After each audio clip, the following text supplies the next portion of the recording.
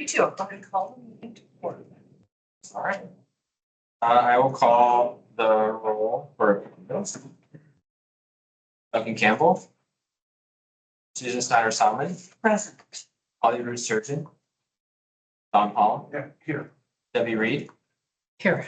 Doug Wilson, Here. Devin Blankenship, Here. Don Maxwell. Here. All right, we have 7 members in attendance, 6 in person. That constitutes quorum. All right. Devin, are you here or are you in South America? I am still in Brazil. I am in Salvador, Brazil. That's where I am. It is hot and humid here. All right. So we do have the first thing on our agenda is the approval of the meeting minutes, April 15th, 2024. I'll open the floor to discussion. Comments, questions, edits. I've done one teeny tiny edit. This was something I said. This is on page 6. And what you had transcribed was how the Covenanter Cemetery was once distance from the rest of the city. So it changed to distant or distanced. Teeny tiny minor thing.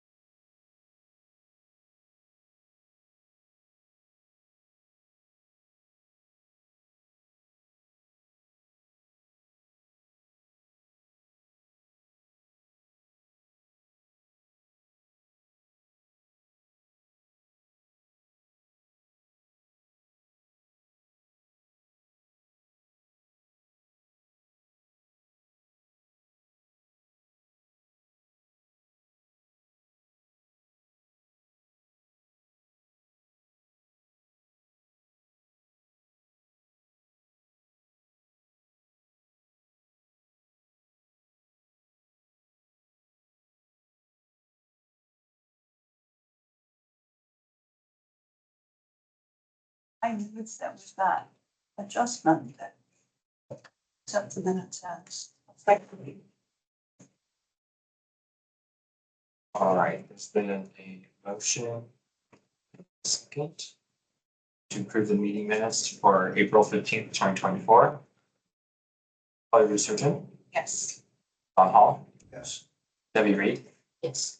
Doug Wilson, Devin Blankenship, Yes. Don Maxwell, Yes. Susan Snyder Salmon. Yes. Motion carries 7-0. Okay. Next on our agenda, we have the new board member application review. He is present here today. I talked with the planning director. So my understanding of the way that the application review works is once you all review the application, you forward your recommendation to the Board of Commissioners. Then the Board of Commissioners have to either sign a letter or by act of one of their meetings, approve that nomination from you all or that recommendation from you all. And that's when the membership is activated. Is after the Board of Commissioners have action. So I have not seen the application itself. You did submit one online. Okay. So I'm not sure all the other board members have reviewed it, but if not, it's up to you. I can contact the commissioner's office and see if I can get a copy of it. Otherwise, yeah. Has anyone seen it? I have not seen it either. I've heard it mentioned from times, but Okay. Let me just wait till that gets to us. Yeah, I will see also where that breakdown in communication lies, because I don't know why no one would be gotten it by now. So I'll investigate that. to see where. Would it be possible once we figure out where the application is, that we could discuss it over email and then approve it next meeting? I just don't wanna hold them up for another meeting. if we Right. Yeah. can. I will ask the planning director. I'm not sure. It might have to be like a board. Okay.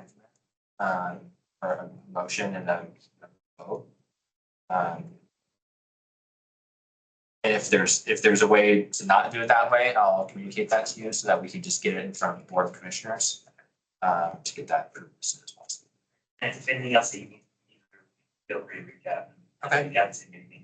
Great. You've seen me for a while. I wouldn't mind voting now. We go back a long way. That's right. Always back in.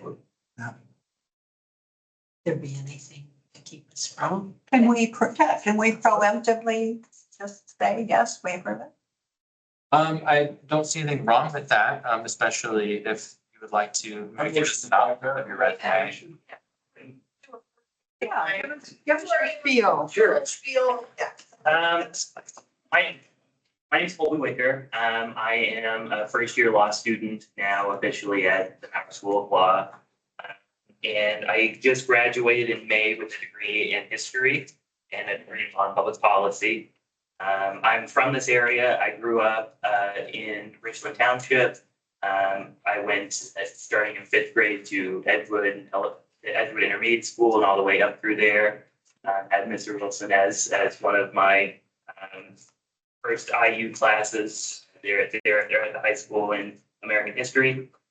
And I'm interested in local government. I think that it's really important, and especially as it comes with how we want to see our community grow and develop. And I think that having the lens of history is a particularly worthwhile lens to view that all from.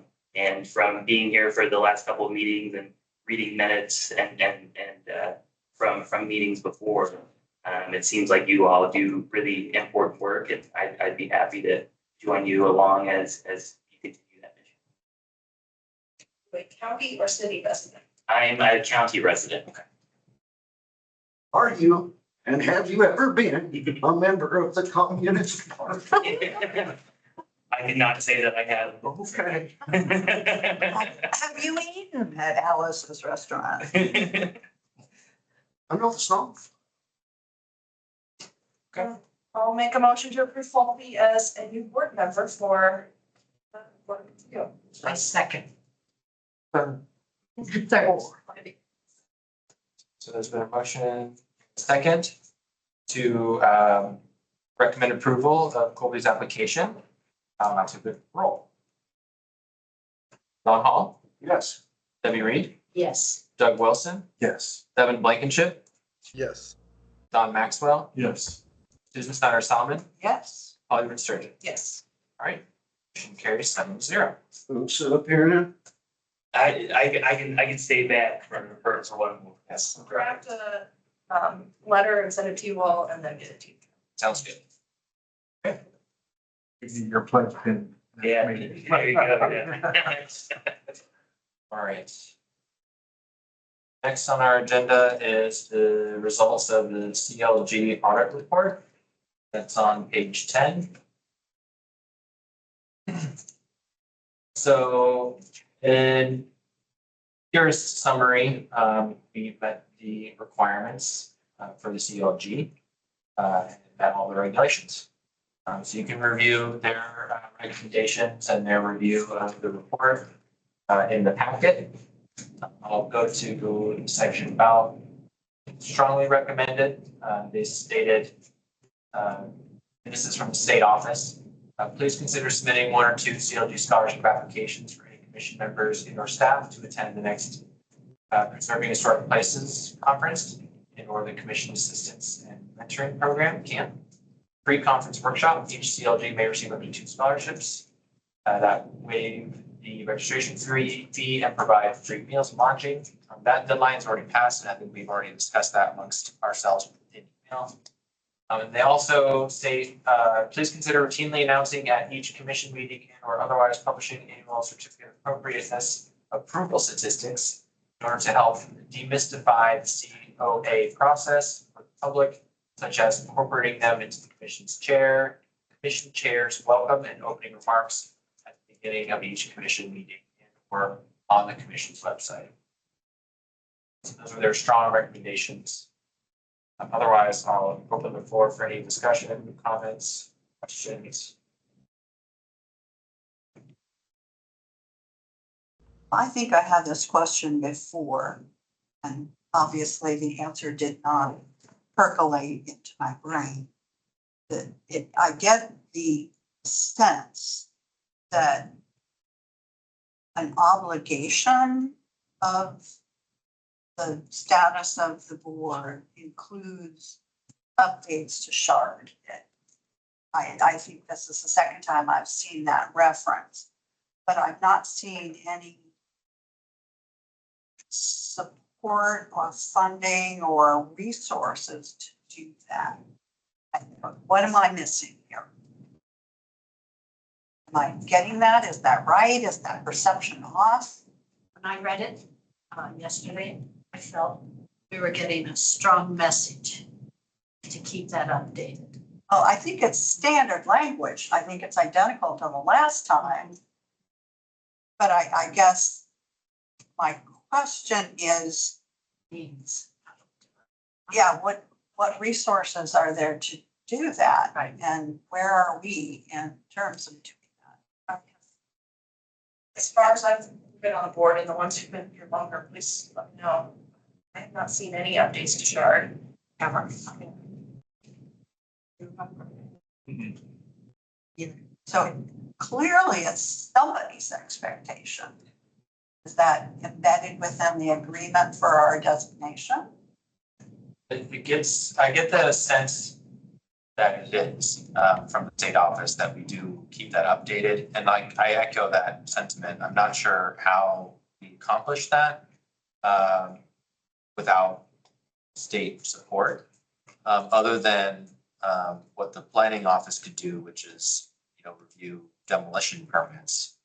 That would be the only thing I could think of where I could send updates directly to Shard that say, hey, this structure was demolished. That's the only thing I could think of. I could think of Like something paper that trail. demolished that I put on, but I never saw anything happen. Would it be inappropriate for us to reach out and say, how do others do this? I mean, without resources? Would that be inappropriate? So they always, the state representatives I always communicate with are always very open for questions from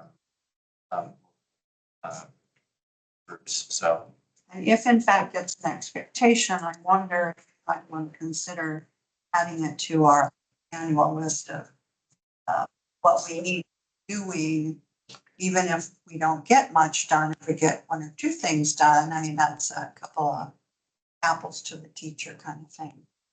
Something we should be like actually looking for Comparing the list. places to put on. Well, I'm the first one to say that Shard for the county is spotty.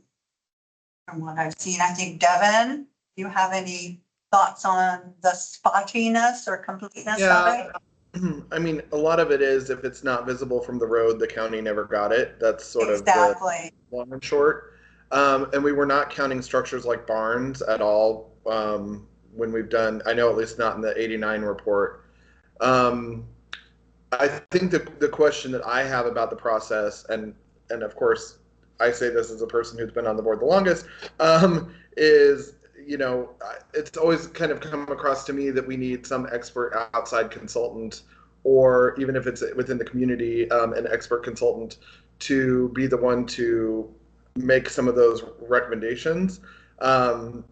So I guess the question that I have is, based on the expertise of our board, is that enough to justify adding things that we deem fit to be added?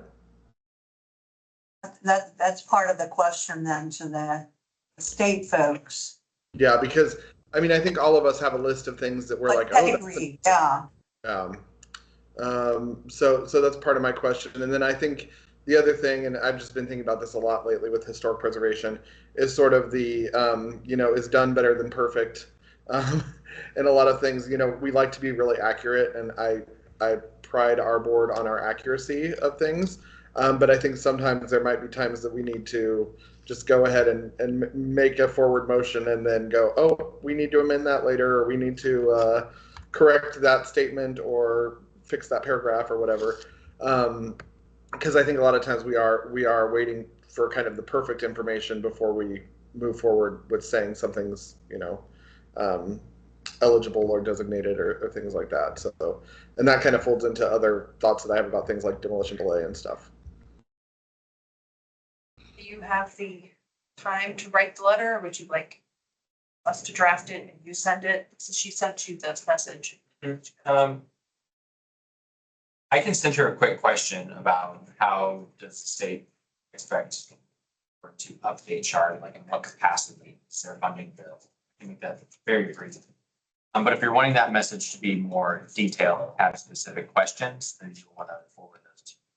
And you said she, I thought it was. Yes. Ashley. I'll try to find time to get with her in October. Okay. Yeah, I think every email. Great Start. And don't forget pedigree, to Yeah. what credentialing do you have to document in order? Right. Can I need Tom, Dick, Harry, Elaine, or I think the other thing too. what? Let's keep going. The other thing that I would add to that is, it slipped my mind. Darn it. It'll come back to me. Oh, so just to review, this is something we complete every 2 years. And so I know we don't want to do, we don't want to not do anything in the year that we're not sending this in. Obviously, we want to keep the momentum going and keep building up. One thing my teacher brain is doing is saying, okay, should we incorporate these items into our work plan and look at our work plan through these items, or are these items enough at a different level that we shouldn't dictate everything we do based on what we have to report? So it's kind of like, which side do we want to go from? Do we want to say, let's develop a work plan and see where it applies to what the state wants? Or do we want to say, what does the state want? And let's develop a work plan that definitely covers all those things. And then if anything goes beyond to how we operate and say, okay, we've designated this many properties, we've had this many COAs, we've done this, continuing education. So I don't know, but just something to think about as we talk about things like the work plan. I do like, Drew, how much potential availability is there for demolition when something is in charge that a report be made? How difficult would that be to have happen just automatically? So right now, every demolition permit that gets applied for in the county, the zoning inspector reviews that and checks the chart report. And if there is a structure or any sort of designation at that property address, she adds a review step for me to check. And then I take that opportunity to download the chart report and upload it to that application and leave a comment to that applicant that says, your property has a structure or structures that are documented in the Chardon database. If you have any questions about historic preservation overlay, give a little bit of a brief description of what that means to contact me. And that's happened since we started doing that, which was about, I would say, maybe 8 months to a year ago now. I've had at least maybe a dozen people reach out and be like, I'm interested in that. That's what can you tell me? But none of those reach outs have resulted in a application for HP designation. And then did those later become demolished? After I complete my step on the demolition permit, if they reach out to me and they want more information, I give that to them. But technically speaking, there's no regulation that this board has over those structures. So it's safe to assume that those structures were demolished or they received the permit and are still mulling things over. They're not this overlay. So the act of it, the act of the permit does not the demolition make. You would have to independently verify that, if I'm understanding what you Yes, said. the demolition permit, once you receive a demolition permit, I think it's good for 1 year. And the building department does do a inspection, does perform an inspection. Once you contacted them that the demolition has been completed. So they just go out to verify that the right structure, portion of structure is removed. And then do you get that report? I do not, I don't think the planning department does. That might get uploaded into that application, but it's not necessarily like tied to notify. What's what I'm looking for, so you probably see where I'm going, is Yep. how do we know that this happened, that it should initiate a report? So we could retroactively filter, Create a grid and then go back yeah, and check we it? could filter out OpenGov permit results from demolition permits where the box was checked for HP overlay, not HP overlay, but shard database. Because that's how it's triggered for the zoning inspector. She'll check the boxes in shard database and it activates my step. So I could generate a report that gives me all of those properties where that box was checked. And then either from there, see if there was an inspection made by the building department, or depending on the age of that permit application, get aerials to see if structure was removed or not. Can we add that to your duties without overwhelming? Yes. I like that idea a lot. And then we can take a look at it and decide what, if anything, we need to do follow up. Makes sense? These properties don't have an HP overlay. I think that's getting more into the CDO, whether we want to start designating places. If it's just on shard, it's just really an inventory. It doesn't have any level of protection. Right. Exactly. I agree with that. That is exactly what it's about. Yeah. But at a minimum, this work that you're requesting me to do would at least give you a starting point of updating chart information. Well, an intentional attempt to do something is what I guess what I'm Yeah. tangling for. I have a question kind of from the other side of that issue. On the building permit side, do we know how long the county keeps record of building permits? And is that a we might be able to use to designate or to identify properties? Theoretically, I believe the record of building permits is definite. Meaning that we hold on to them for because they're a historical record. Till the basement floods. When the servers crash. But Or kid. yeah, so yes, theoretically, we should have records, going all the way back to when the records started being kept. Yeah. And that, there's a big asterisk next to that because, we didn't always collect the same records. The building department has their own record database. We have our own. Demolition permit is technically a building department application and permit, but we have information for them for those, so. It kind of. Yeah.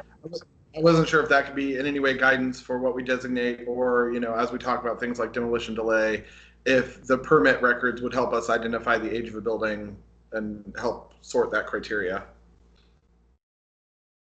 Real quick, like some comments to kind of piggyback on what Devin said and Don.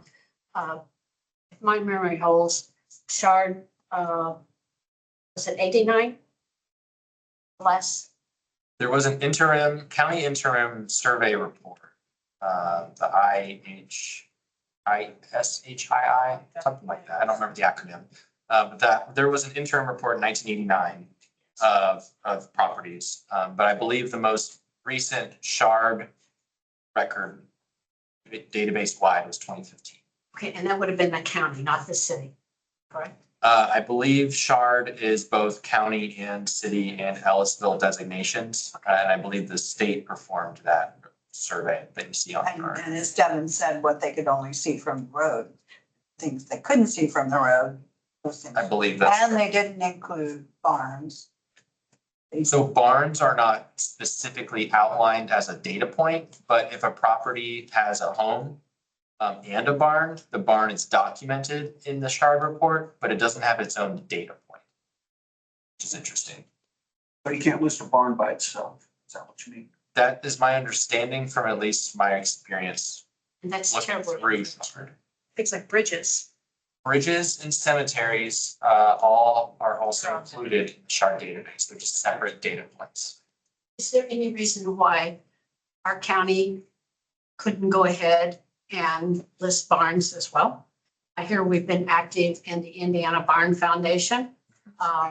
We hosted the annual tour one year.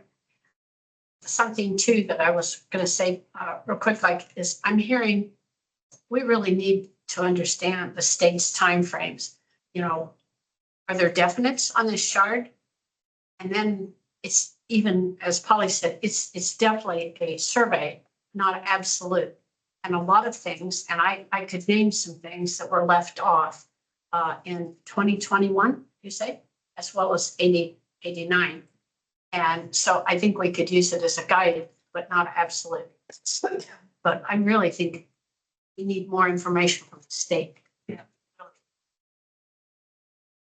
I agree. And I think, yeah, I want to know from them what in their mind is the process of this board adding things. Yes. Is that a letter from the board? Yeah. Is that a letter from one of the members of the board?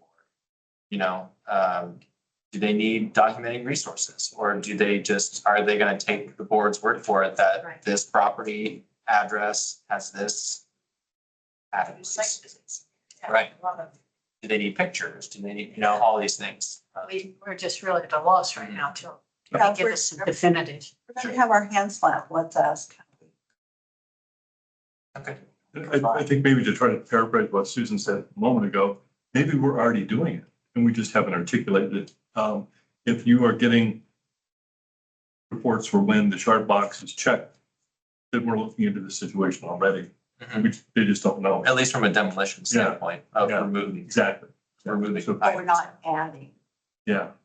But at least we're up, in some way, we're Up, updating it. data up to date, of course. Yeah. We know there are things missing. The demolition side of it, I like the fact that, yes, we're probably already possibly doing it, we're just not reporting it. But then if we're going to do the downside, I'd love to see us split it up and do the positive side of adding the things that aren't there that could find their way into demolition if we aren't careful. Yep, I definitely agree.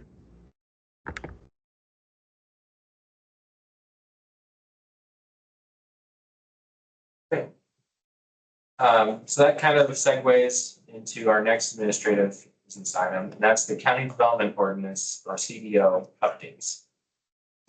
So I'll start with, if you are a county resident, you likely received a postcard that details the CDO hearing, the first one, for September 24th to Tuesday. And we do have feedback surveys. If you have questions, you can call our office or come visit us. Email me property specific questions. If you have comments related to the CDO, meaning that you don't like a particular zone that you're going to be in, or you have other general comments about the CDO, with respect to subdivisions, overlays, things like that, we ask that you submit a feedback survey. There are some of the links that are provided. And that will help us document and tabulate all that information so that we can address those concerns line by line if necessary, and also get the plan commission input on those items as well. And what time and place is that meeting? That is in the Nat U Hill Room, the Monroe County Courthouse, 100 West Kirkwood Avenue. It's on the third floor, and it's at 5:30. Yeah. Yes. So where the regular plan commission meetings are. And it's a Tuesday.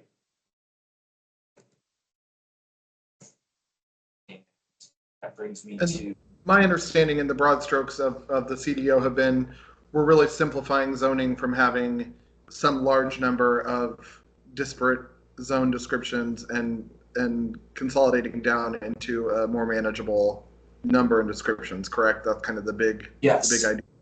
Yep, the big idea, there's several big ideas. One is we had 40+ zones that we had acquired through time since 1997, which was the last countywide zoning ordinance update.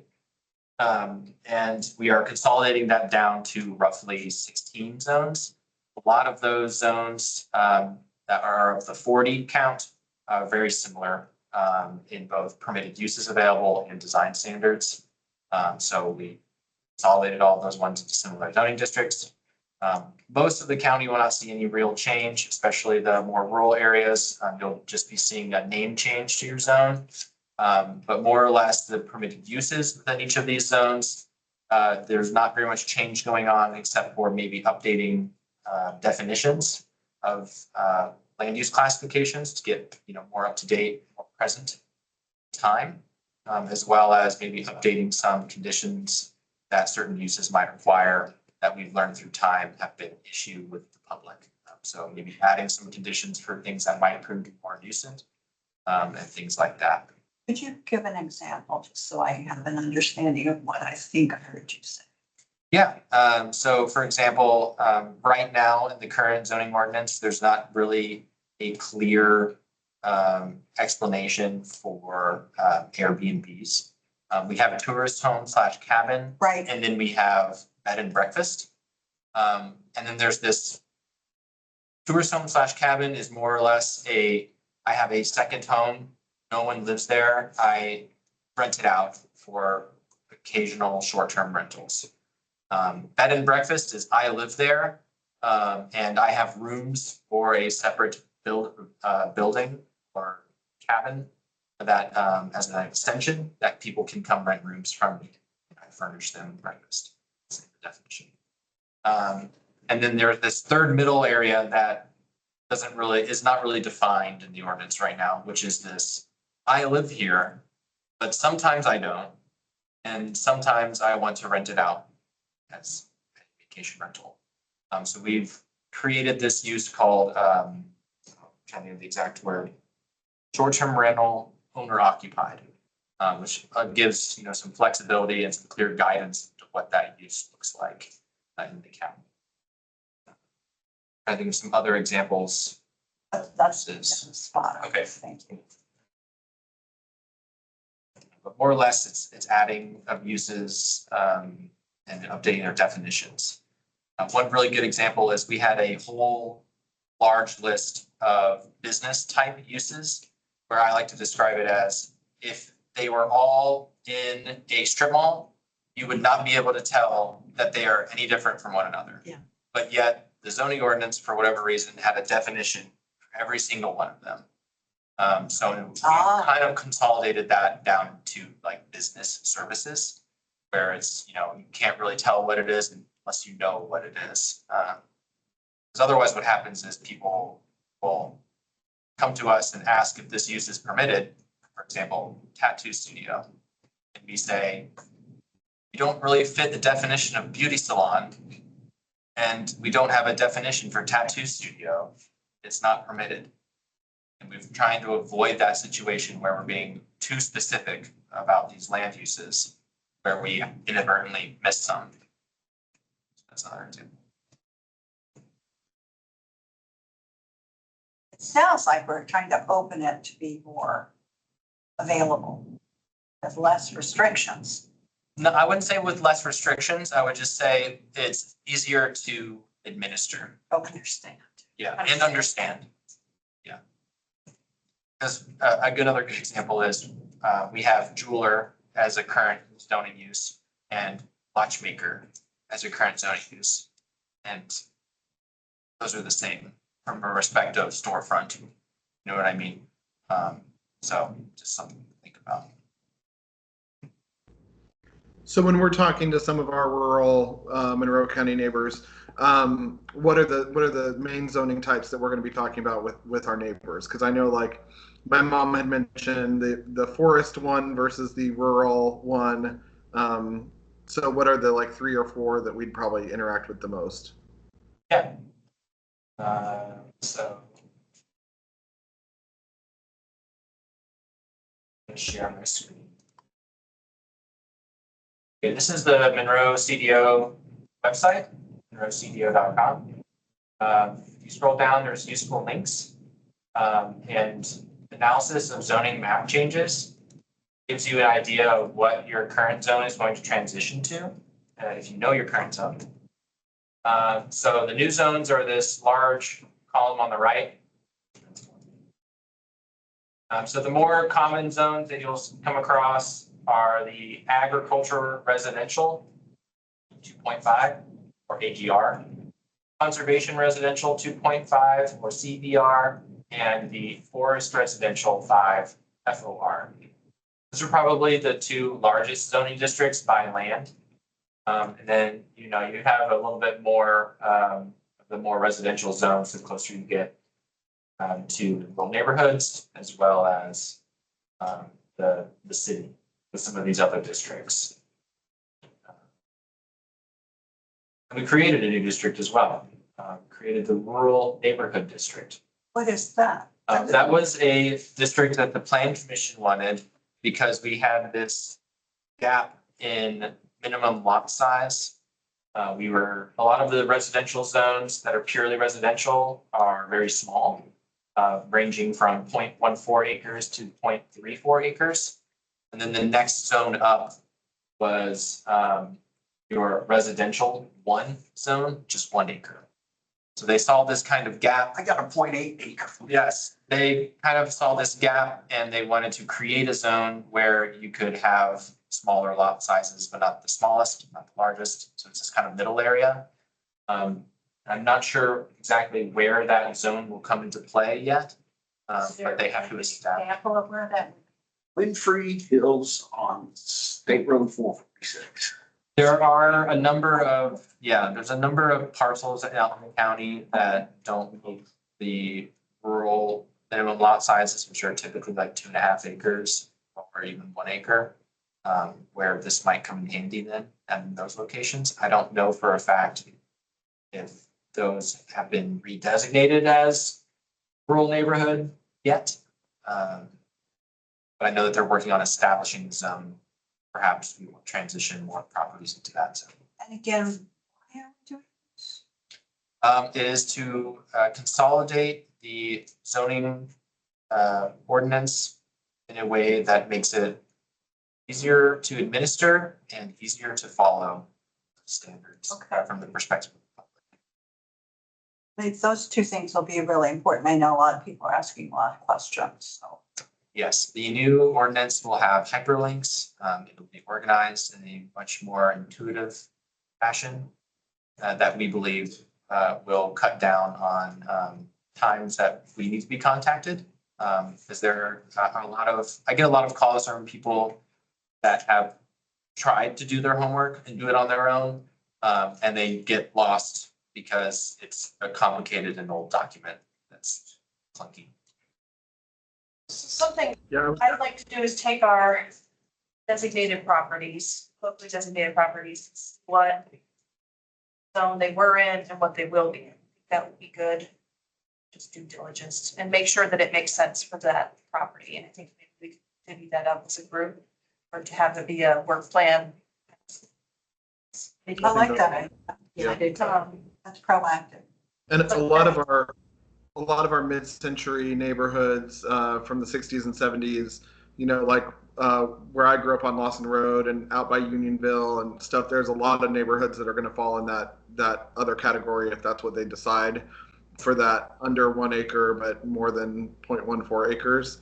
I think it was very common during that era to really try to build a very clustered neighborhood, but still it was, in the middle of the country, and they didn't want to give everybody more than 1 acre for any reason. So I think we'll find that a lot of the things coming into historic relevance are going to be that particular lot size as well. Where's that list? Or designated properties? So that's a great segue. I sent out an email to, I think it was all the members of the board, based on the director, I'll start from the Jackie Jellin, the director of the planning department, sent out an email to board members asking for your comment on the CDO with respect to the possibility of preemptively designating properties with the HP overlay, as well as just open resource for comments about the CDO. And then Devin replied back with a large list of questions asking for information, which was helpful to kind of consolidate all of that information to one email thread. To which I replied on Friday with a bunch of links, SharePoint links to lists and other materials that you will find useful. That some of those being the list of neighbors that we sent out the annual notice letter to, which is all of the current parcels that are designated. In that email, you'll also find a link to a few shard resources, some that are older from when I started as the secretary for this board, and then newer ones. And I'm going to pull up on the screen one of the newer ones that I worked on, which is a pretty rough survey of shard locating property that's listed as outstanding in the county, with a bunch of property information. So what I did with this one is I simply literally scanned across shard, and every time I saw a red dot, I documented this spreadsheet. I believe that there is a more robust way of downloading the data on the back end of shard for that, and I believe there is a list from 2017 that I forwarded to you all as one of the links that has a more comprehensive list of everything in shard. But it did not provide, a lot of property information like this one does. So this is at least somewhere to start if you're thinking about doing some preemptive designations of properties. There are some in here that don't have official titles; they're just notable or outstanding houses, I should say. And then also some of them are already designated. So I put a column back here, whether or not it's in the HP overlay, the state register, or the national register, based on the shard report. I know Devin had it in that first email round. I haven't read yours from Friday yet. But is this the time to list the fences? Yes, I believe that there was a link. Devin had that question. I believe I provided some link to some resources about stone walls. But basically, we would be looking for language to add into the ordinance that would protect those, or somehow document them as structures. Figure out when and how. So this would be the first time we've applied as proposed an HP overlay without the property owner coming to us, and we can. I believe, yes, Around this. I believe so. I believe within the chapter, the Historic Preservation Board has the authority to designate. Or at least propose it in the commissioners. Yeah, they have the authority to propose the designation. Okay. County commissioners, which is a public hearing, because it goes through the whole process as a normal piece of it. So there are public hearings still. Yeah, my initial thought was the fences and the Limestone Heritage Park. Love to see those two have HP overlay by, or at least we propose that by the September 15th deadline. That's coming up quick. Yes. So I think if there are any others. This is their only meeting officially, by the way, which is one of the reasons why I had the question about the small group meetings or anything in between, just because this is our one meeting before September 15th, right? How many can meet without, being, how many can meet as a committee? That'd be like a group. It can't be enough to constitute. Get together And when are you back, Devin? for time. I'm back this Saturday. So I think one of the areas, and of course I have like 15 areas, so I really appreciate you taking all the time to gather those things. I just know this is one of those windows that if we look back 2 or 3 years from now, we'd go, oh, we should have done it, with that. But looking at your columns here where you have HP overlay, state register, national register, that's one of those that, I think it'd be interesting to look and say, okay, should we fill in the gaps and say, okay, they're on the national register and the state register, but they don't have an HP overlay? Should we, like, for example, there's Matthews Mansion, it looks like, maybe. And then, or maybe that's not it. Well, it could be. It's not low. And then things like the house on Ord Road, that's one that I think doesn't have a local designation but is National Register. And then we had worked with the family at the I can't remember the name of the house, but they're on Old 37 just north of Dunn Street, and I believe they did national but not local. And Oh, so I yeah, wasn't that's sure. right on the hill there. That house Yeah. is for sale. The Millicent House, yeah, I was gonna bring that up. It went Lila. up for sale this weekend.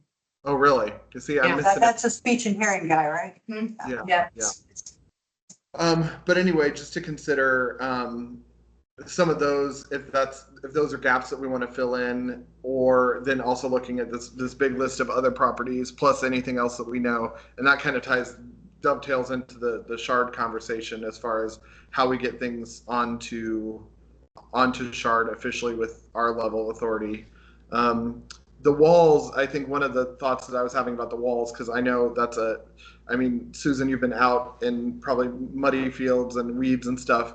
But I'm almost wondering if there's a blanket type of policy that could be like a cemetery policy or like a don't shoot a bald eagle type policy that's like, if you find a stone wall, don't touch it. Like it's not there to be demolished. So I don't know if there's a good way to do that kind of language. That like first you have to report it and then we'll discuss, what might happen with it. But you can't come upon a stone wall and destroy it. I think that's a likely, from what I'm seeing, it's a likely development is that people just will find a wall in the middle of property that they didn't know was there. Some people know the walls are there, they're obviously there, and that's somewhat different, but there's more out there that are just waiting to be uncovered again. Yeah. I believe if those walls are on private property, those owners can destroy them, take them down, use them for cladding, some other structure. So they're not protected at all. Yeah. And I think Proposing that language be added here I to know. do that, I right? know, that's why I was trying to emphasize the point. Yep. Yeah. Let's say we I come think- up with a list of properties. Would we need to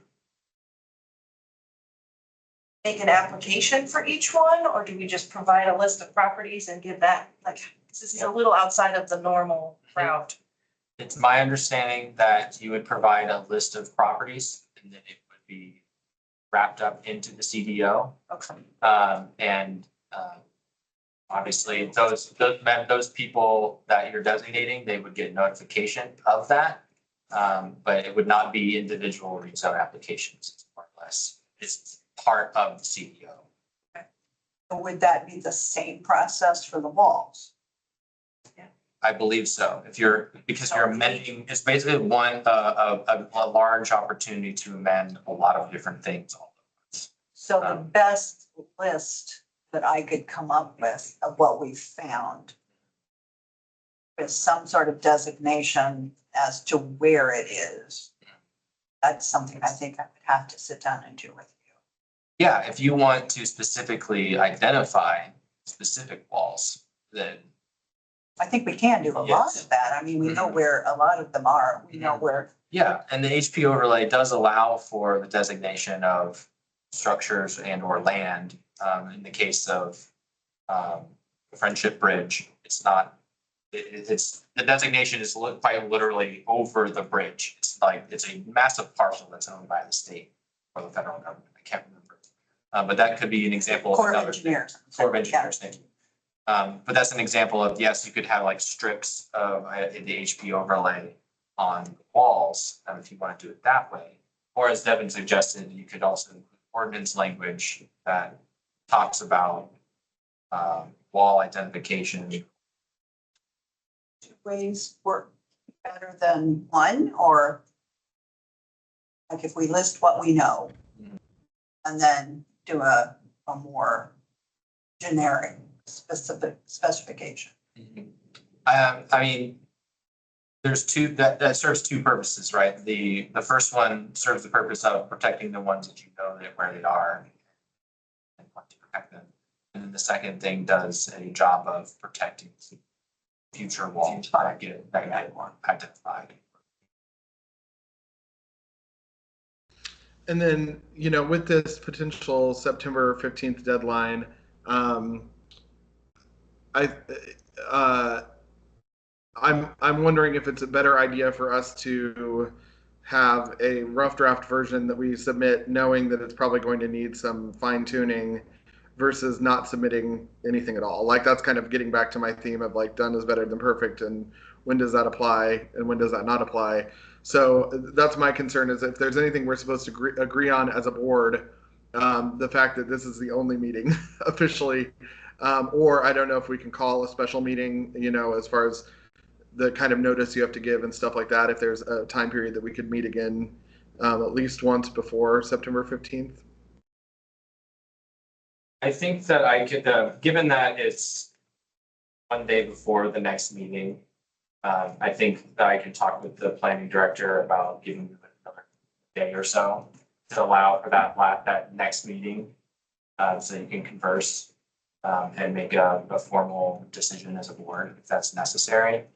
I think that would be more conducive for everyone. Then we meet max 4 people at a time in the In interim. between now and the 16th, a maximum of 4 people in person.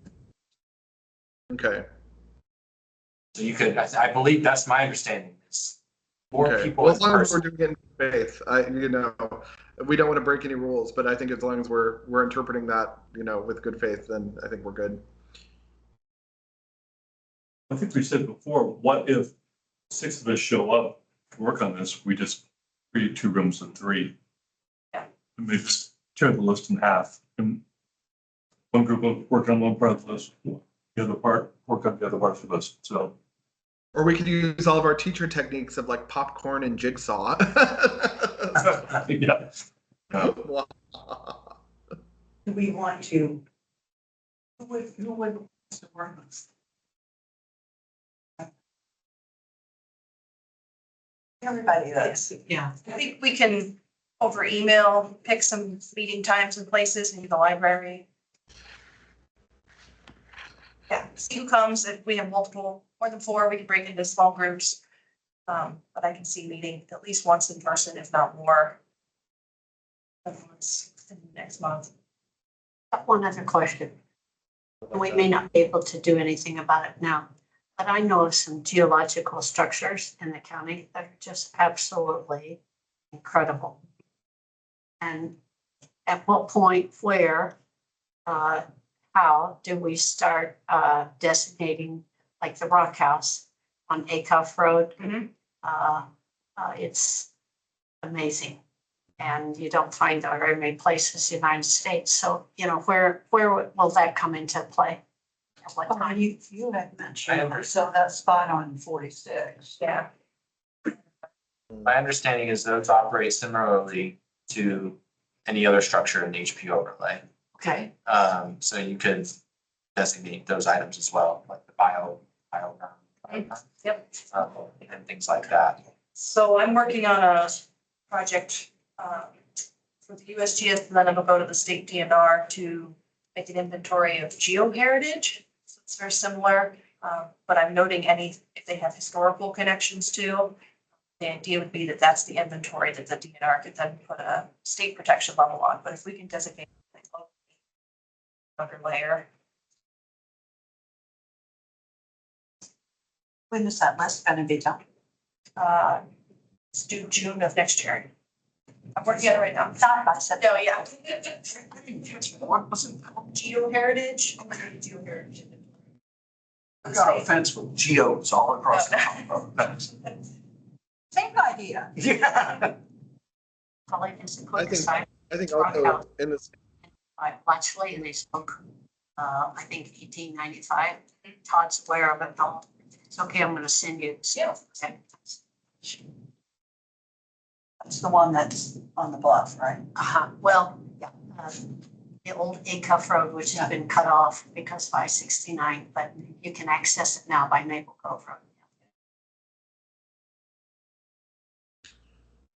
Lots of history there, not just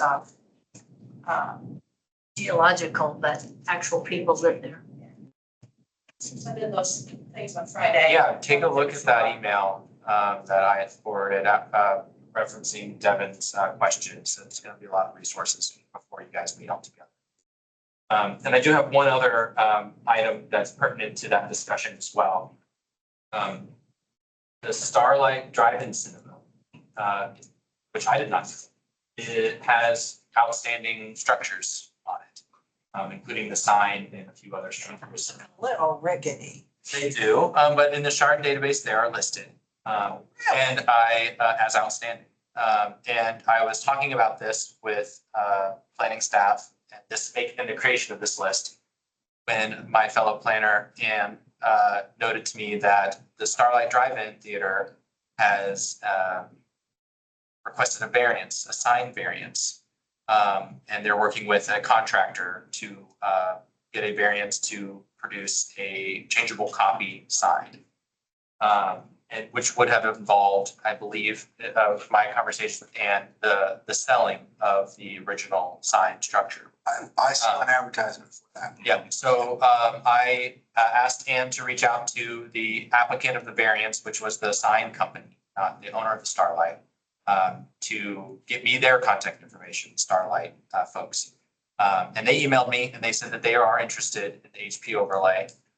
Because that would provide them some flexibility with the zoning, because currently their zone, I don't remember, it might be one of the residential zones. So through time, them having to operate a drive-in in a non-compliant zone has kind of hindered them from doing some expansions where they want. And I don't know if the owner is on the call. I sent them the link late this afternoon to see if they wanted to jump in, just absorb information. That's exciting. Yeah, so they are interested. Good job. And it could, thank you. And it could be an opportunity for one of those, we're just going to designate it Yeah. in the CDO. Because it's a little late in the game to submit a rezone request, unless they want to do that, go through that process, of course. But that's just an example of some of these outstanding locations. There's an opportunity here to do that. So knowing this, there is a variance petition going to the Board of Zoning Appeals on Wednesday. The owner has expressed interest in the HP overlay. I'm not sure if you all wanted to submit a short letter that I can present to the BZA or have Ann present to the BZA that is saying, you want to talk more with the property owner and you're interested in possibly doing a designation, or that, maybe you're requesting that the board halts on their decision for now, until more information or more discussion can be held with the property owner. I'm not sure if you want to, I don't know if they're on the line, I can look. I like that idea of saying we've learned there's interest and can you withhold further action until we haven't had a chance to speak with the Yeah. property owners? Mhm. I like that idea. Because the next Board of Zoning Appeals meeting, if they were to continue it, would be, I think it's October, first Wednesday of October. I wouldn't want to hold up their process. I think we could probably say we're interested in recommending them for a HP overlay with the Okay. CBO, and then they can keep doing their process, but maybe ours will come in. Okay. But how So- does that affect the issue? It affects the issue in the sense of their original intent was to sell the sign, Right. which is one of the resources that's documented on Shard. Right. So if you know, it could be that your recommendation or that your comment to the Board of Zoning Appeals is we want to talk with the property owner. About not selling. Yeah, well, that, or, you know, there's a lot of options. They could go through their variance process, potentially get the sign that they want and relocate the sign somewhere else on the property that maintains its historic nature, if not out front on the road. You know, there's options. I can give you two examples.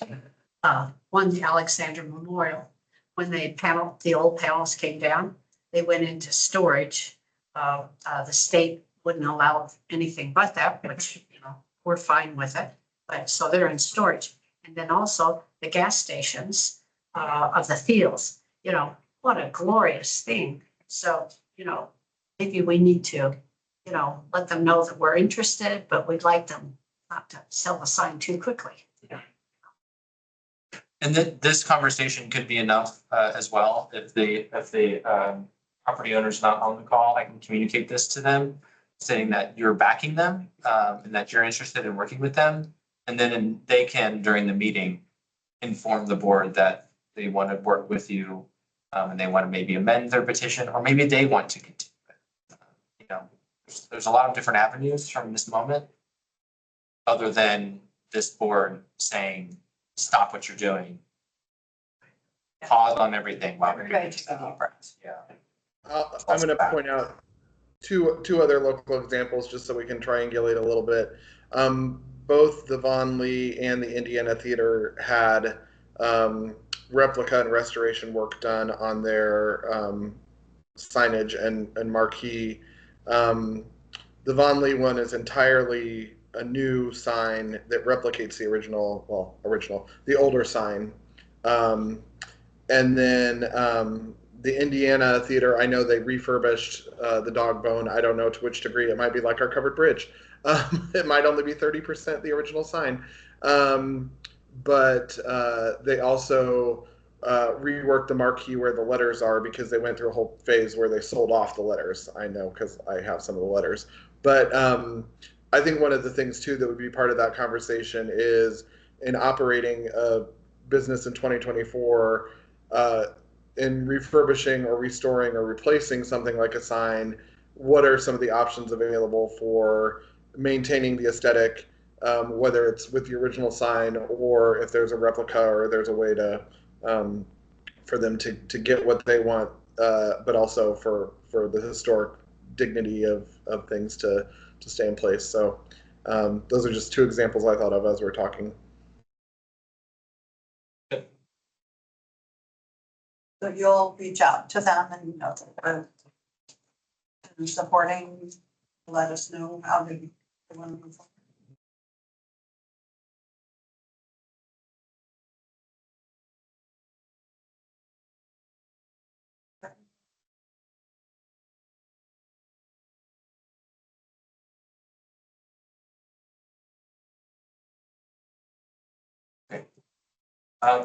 Last item on administrative business is REZ 24-4, Thomas HP Overlay rezone. We recently forwarded this to the Planning Commission with a positive recommendation citing some criteria that will be going to the meeting tomorrow evening at the Planning Commission. At the last meeting, we wanted to have at least one more review, possibly, of the petition to maybe add any additional information or see how far they've come.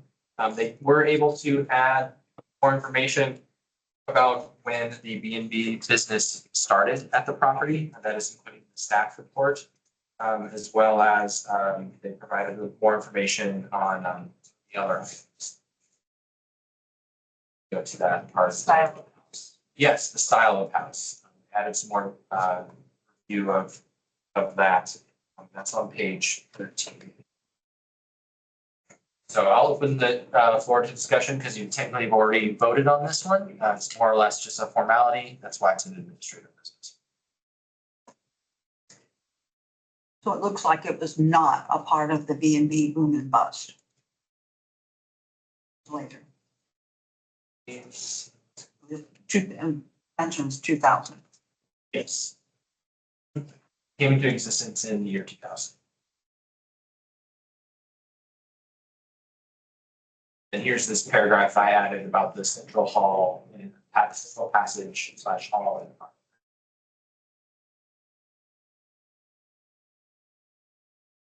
This is more or less paraphrased from the petitioner's comments that they submitted to this paragraph.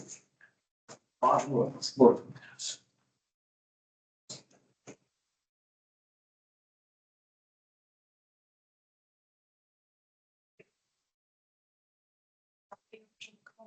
believe they are, yes. So this will be heard tomorrow. Yes, it'll be heard tomorrow at the Plan Commission, which is, again, an advisory board to the Board of Commissioners. So they will also be providing a recommendation to the board. And it looks like, yes, Creighton and Shannon Thomas are on the call. Definitely see if they want to add anything. Thank you both for adding some more information and look forward to it moving along in the process. TSC, if you could unmute Creighton and Shannon Thomas in case they want to make a comment.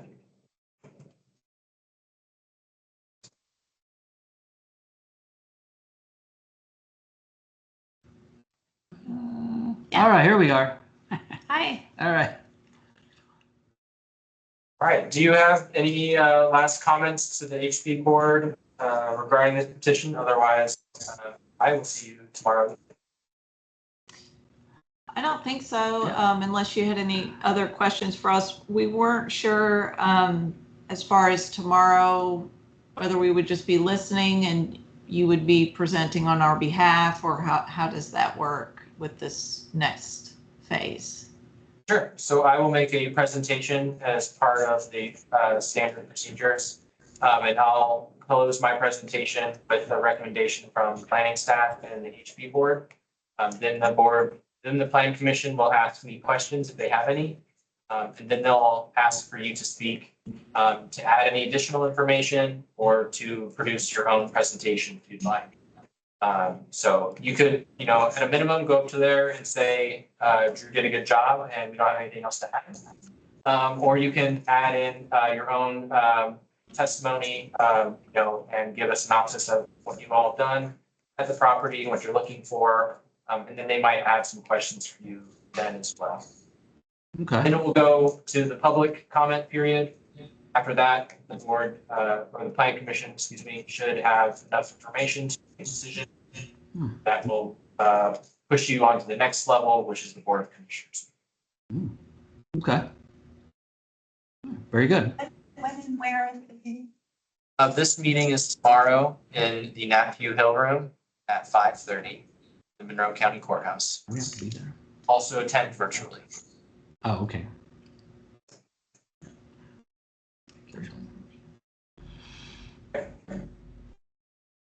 Well, I mean, we think everything looks great. So, Okay. yeah. Thank you. All right. Thank you then. Very nicely done. Okay. Next on the agenda, I have an update for old business. Item. Again, if there's not a page number next to the old business item, I do not have any updates to it. So the first one on my list that I have updates for is FHWA project bridge number 83 on West Dillman Road over Clear Creek. And that is 75. So we've seen this before. That was an early coordination letter. And now this is a section 106 letter. I included it as old business because we've seen it before. But I guess theoretically it could be a new business item given that this is the official 106 letter. I don't see any reference to their recognition of our comment about this project I can look into that, because I know that the last time we discussed this, there was a conversation about preserving the bridge somewhere else, rather than just completely. There's also an original stone wall fence in this area. I don't see it on here. Are you looking at a certain page number? Yeah, I'm looking at this drawing, and within that cattywampus looking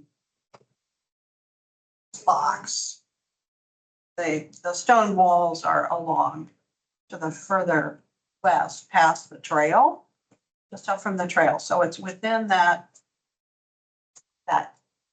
tree line.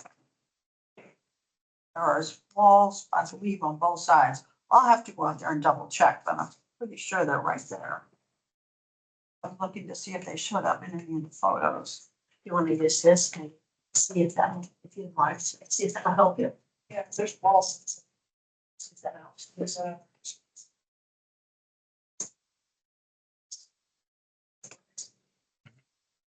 Ideally, if you are able to locate them, and so we can send two letters. We can send one to just get it out that we have comments. We want to remain a consulting party.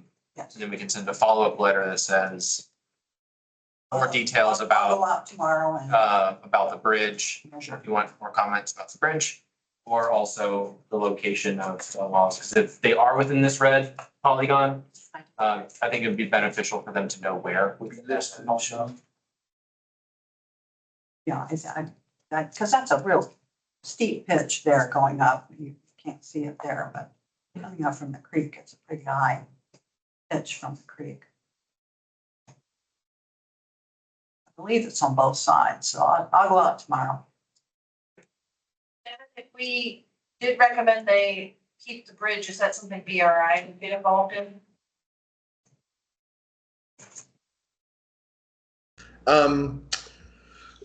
BRI doesn't traffic much with bridges, but that doesn't mean we couldn't. I think one of the things is if it's a county bridge, determining if there's a related trail project or any functional use for a bridge, because it is one of those like use it or lose it type things. And if some of you remember in the original I-69 proposals, everything used the Green Bridge on North Business 37, the Walnut Street exit, to incorporate that historic bridge. So if their goal is to replace the bridge, is that right, Drew, that they want to replace the bridge? That's my understanding. Okay. Because I would say, you know, seeing if we can find another home for the bridge, either in our massive ongoing trail discussion, or even, you know, we bought a bridge from Rush County. Is there another neighboring county that wants a bridge? I would be great if we could use it, but if we can't use it, it might be nice to pass along to someone else. Maybe give it to Rush County. The other thing would be things like the abutments. The abutments are part of the historic structure too. And so it would be nice, I don't know exactly what the plan looks like, but it would be nice if they could retain the original abutments even if they take the bridge out. So you would still be able to tell that a bridge had been there. That's sort of my most wishful end of thinking. But so yeah, I guess the question is where else in the county do we need a bridge? Some of you may be privy to the Ketchum Barn story, but we do as a board have a mark on our record for saving things that didn't have a home yet. And one of those things was the Ketchum Barn, and it rotted at the airport. So we no longer have a Ketchum Barn. So it would be really great if we recommend a repurpose of the bridge to kind of know what that would look like, or where even in the county's workings that might come into play. And we may want to reach out to other partners who are trail builders, like, you know, if Sycamore Land Trust is doing anything in an area that has a big ravine and they want to reuse the bridge or anything like that. Because Because I think, is it Clear Creek Trail that uses another bridge that was brought in from another county? So in the letter, it states, purpose of the project is to improve the bridge crossing over Clear Creek to meet structural capacity design standards, including legal modes and emergency vehicles, improve the roadway geometrics to current design standards, improve the condition ratings for all structure elements to a 6 out of 9 satisfactory or higher. Seems on about some clarifications there. And then down here in this paragraph, it says the preferred alternative proposes relocating the existing historic bridge to an off-site location and placing it on new substructure units with appropriate riprap or scour protection. Existing structure would be rehabilitated following the Secretary of the Interior standards for rehabilitation to accommodate a pedestrian loading and would be disassembled, match marked, transported, and reassembled at the new location. Then it continues on. But where we need a bridge. So maybe that paragraph kind of stems from that comment about moving it elsewhere and reusing it. I like to see this labeled as the preferred alternative. Yeah. Yeah, I guess the question is, you know, where in the county are we currently trying to, you know, either build a trail or do something that might be able to incorporate the bridge. They're gonna extend the line north.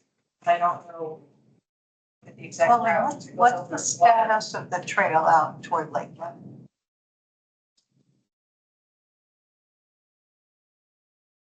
That was a thing at some point. It may be buried, but it was a thing. Yeah. And the other thing is we could also look at areas, and I don't want to turn this into another Cedar Ford covered bridge multi-decade project. But if there are other areas where there used to be bridges that there are no longer bridges, is there a way that a bridge set up as a pedestrian bridge would be useful? Whether it's for cycling, I assume cycling would still fall under the pedestrian category as far as they're concerned about weights and things like that. But is there somewhere we should be looking in the county that would help reconnect two parts of a community or you know, something like that? But yeah, I think there's a lot to potentially talk about with this project. It could have a future as the Limestone Education Center north of town. That's true. If there's any particular spot that it would fit there.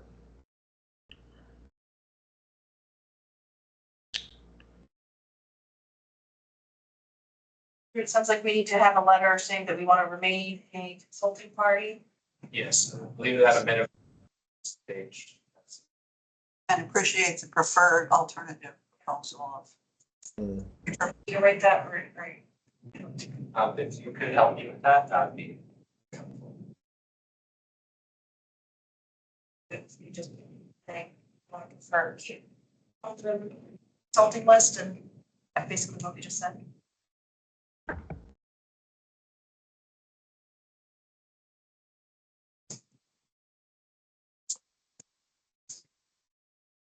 It's not short. Would it cross a road to go over the top of the overpass over a road? Existing 1-lane bridge. And it is 72 feet. So, yeah, I think that one. Has a maximum span length of 70 feet, or roadway width of 14 feet 5 inches. It's on page 75.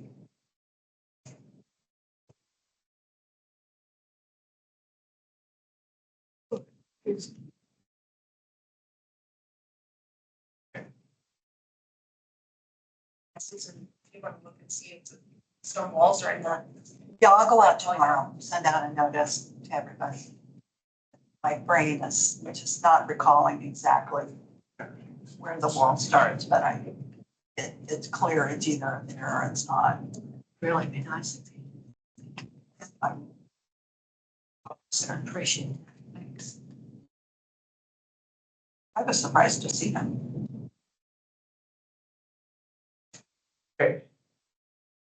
Next on our agenda is item I, old business, which is the Sunset Hill HP overlay zone.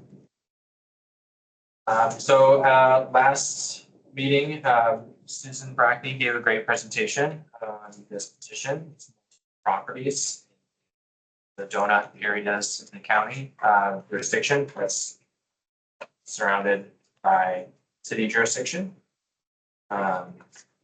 And the last discussion we had about it was trying to figure out a little more details about the historic preservation overlay, specifically with respect to the terms used in the ordinance about primary area versus secondary area. So I sat down with the planning director and assistant director, both of whom had staffed this board in the past, so they knew about a few things. So from that conversation and our rereading of the ordinance, they're difficult to discern the difference between primary area and secondary area. Because secondary area is only really referenced once in the ordinance, while primary area is referenced multiple times.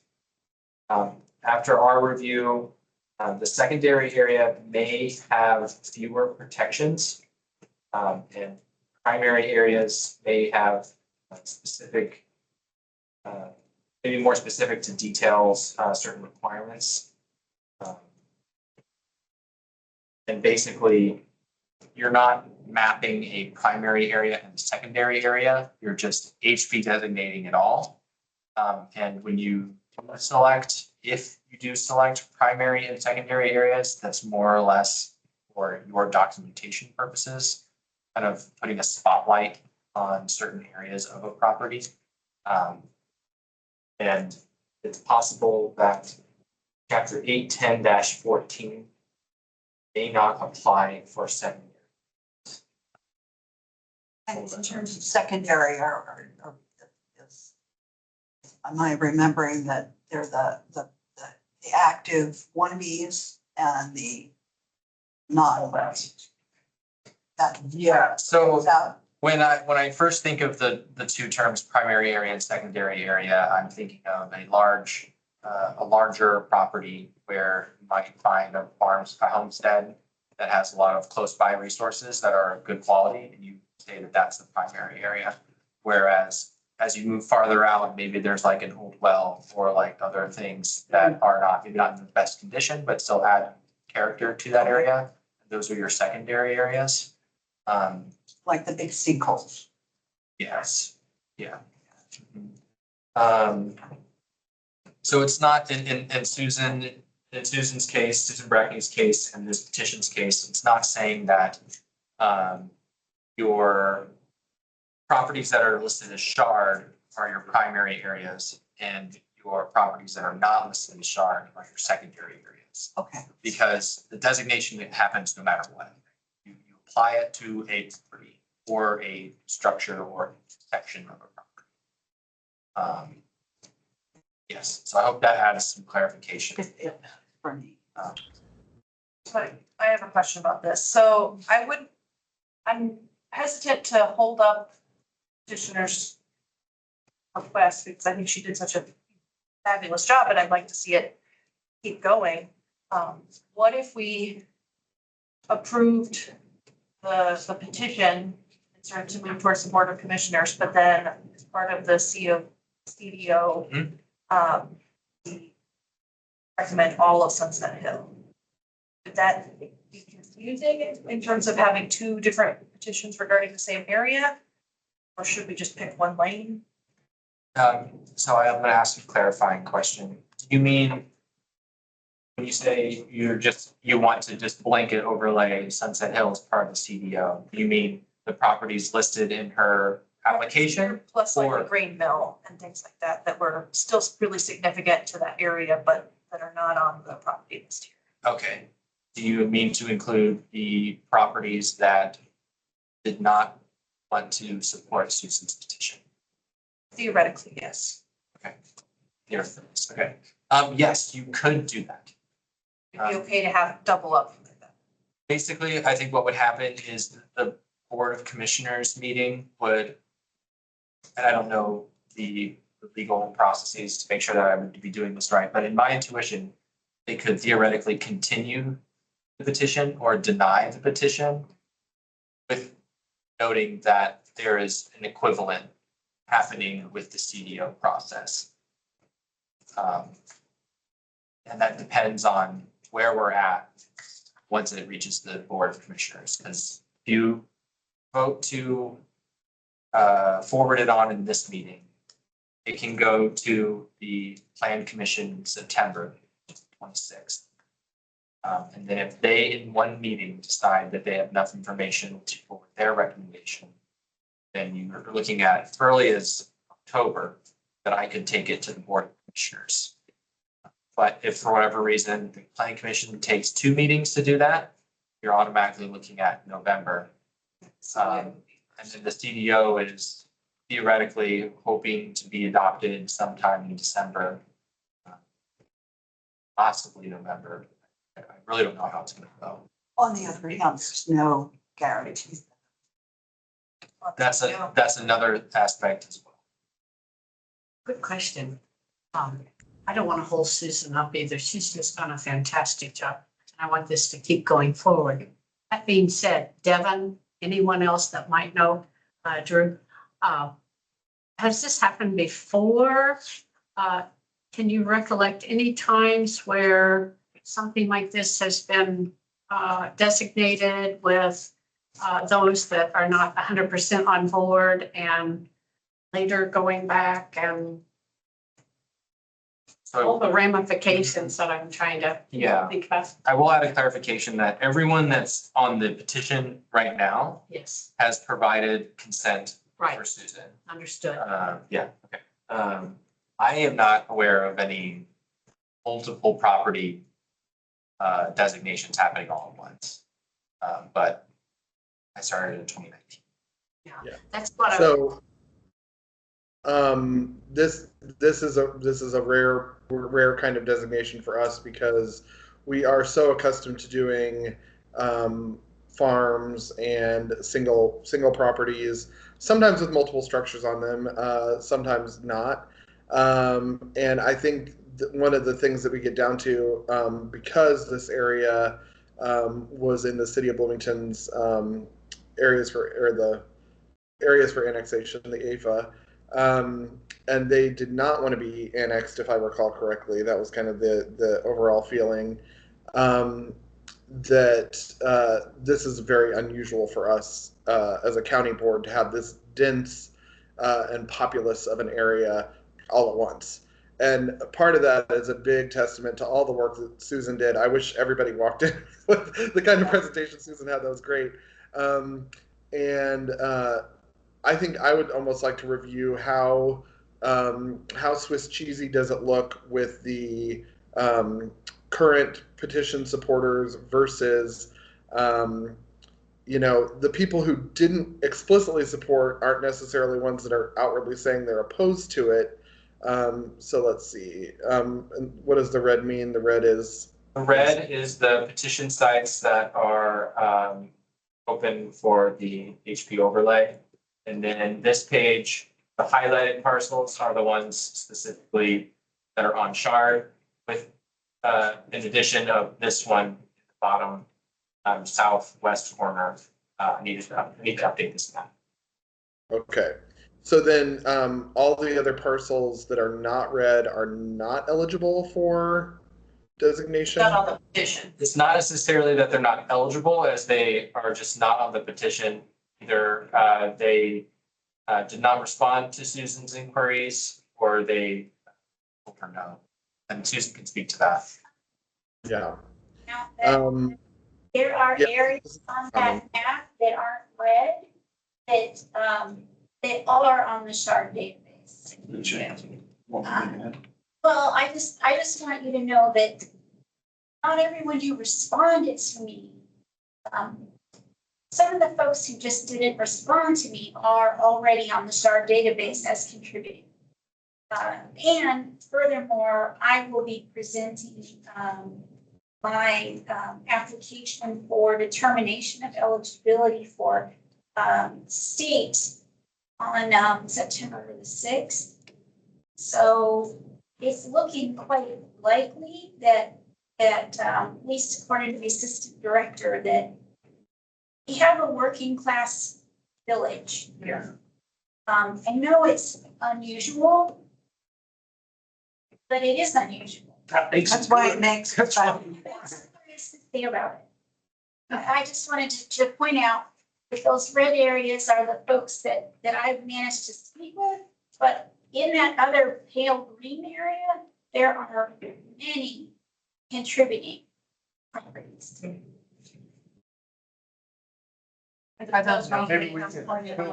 we could fill in the red, the blue lines for Shard, even for the areas that aren't on petition, That's right. just to show.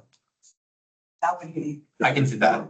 Like that. The light green is county jurisdiction. The dark green is city. Because there are things like Susan Snyder, someone and I have talked about the vet clinic and things like that that are really an interesting feature of an area and of a community. And so I want to make sure that we're helping Susan Brackney move forward with the designation. But I also do see some advantages if there's not outright refusal from people, that sort of they're because I mean, where I live, I could do a post tonight that would have 8,000 responses to why people think something's a bad idea. And so I think the fact that people haven't necessarily responded negatively, and feel free to correct me if I'm wrong, but they're kind of just neutral or ambivalent about it. This seems like great support for a neighborhood. I don't know what our peers in Elm Heights or Prospect Hill or near West Side would say, and I can certainly ask them, but it just seems like Susan Brackney has done so much footwork to have so much support from the neighbors who are enthusiastic about it. And I think we find in society a lot of times people are ambivalent about a lot of things, and then it's the enthusiastic people who get the job done. So I think there's some possibility here that we might want to look at what the difference would be between designating just the sites of the petitioners and designating the whole area. That's my 2 cents on it. And I agree, things like the mill, it would be nice to have in there.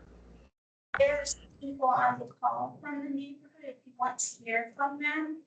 And the other thing I would point out is, although there is some overlap with annexation area 4, this is not all of annexation area.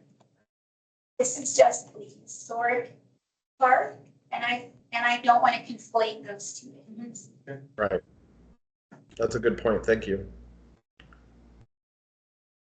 Yeah, like I know those on Corey Court or whatever that is. I can't remember what that is that runs east-west off Corey Lane.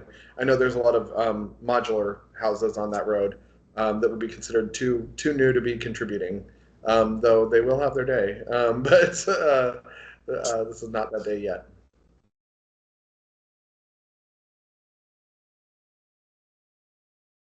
If anyone on the call that wants to say something, you can hit that little hand button in the top middle, and we can get you unmuted. We'll put a comment in the chat.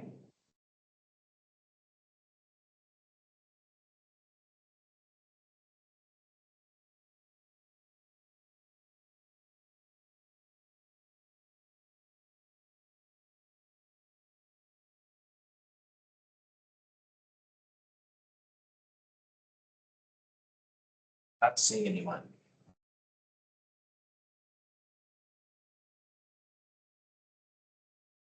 Yeah.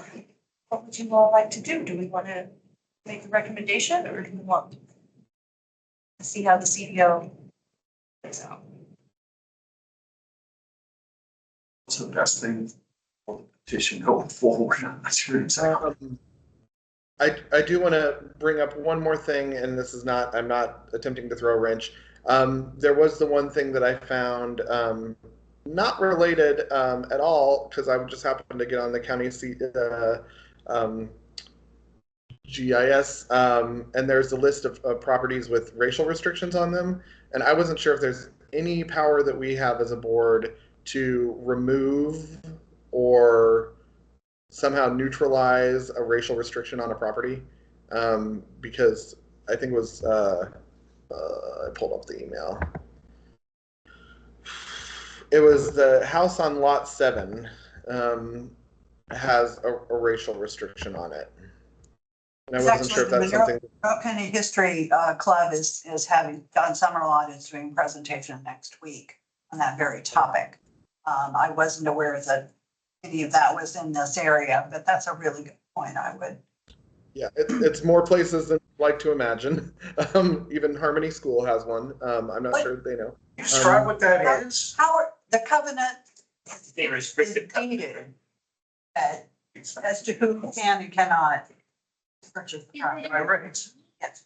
Yeah. Or rent it, We're more concerned about it because it was lower income. But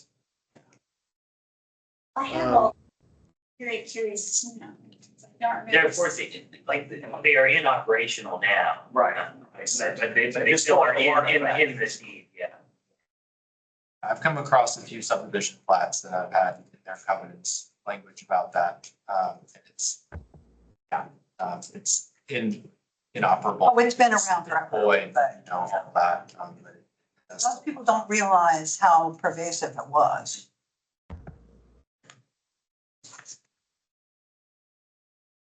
Oh, actually, I don't know what there is as for the power of the board to do anything about that, is more or less just like, no, like, just more or less like, hey, we noticed this. I don't know if they're necessarily removed as they're just already, but they're from a neutralized. state and federal standpoint, they're already neutralized. Yeah, they're. yeah, I don't know, and I don't know, this is kind of my. Well, you don't want to lose the fact that it was there. Right. We want to remember that it was Yeah. there. Like, I'm wondering if we can even get some sort of like official statement to go in with something. And that's the other part too, is I couldn't remember if lot 7 was one of the ones on the list of active and enthusiastic petitioners, obviously who have nothing to do with that covenant that was put on there. Or if it's a separate property, but I wasn't sure if there was somewhere in there that we could get an official statement of that as an unenforceable, like we will not, that will never be enforced moving forward, type thing. Because I feel like It might be a nice footnote yeah. to refer back. I'll send everybody a link to Summerlot's presentation if you want to work on it. that'd be nice.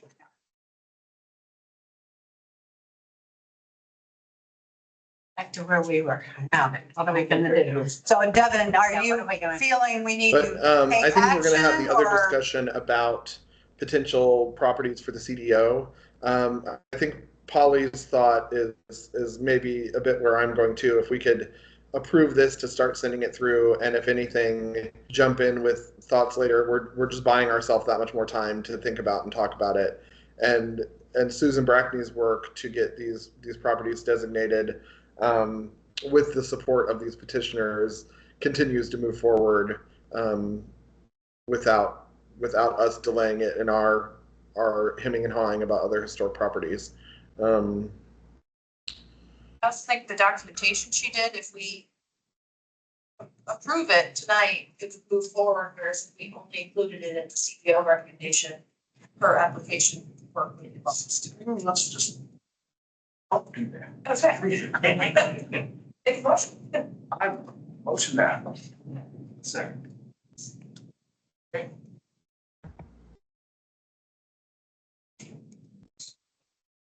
I want to double check to make sure you know which of these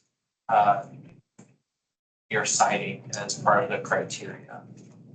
I don't know. I think Susan, you pointed out a few of these that you recommended.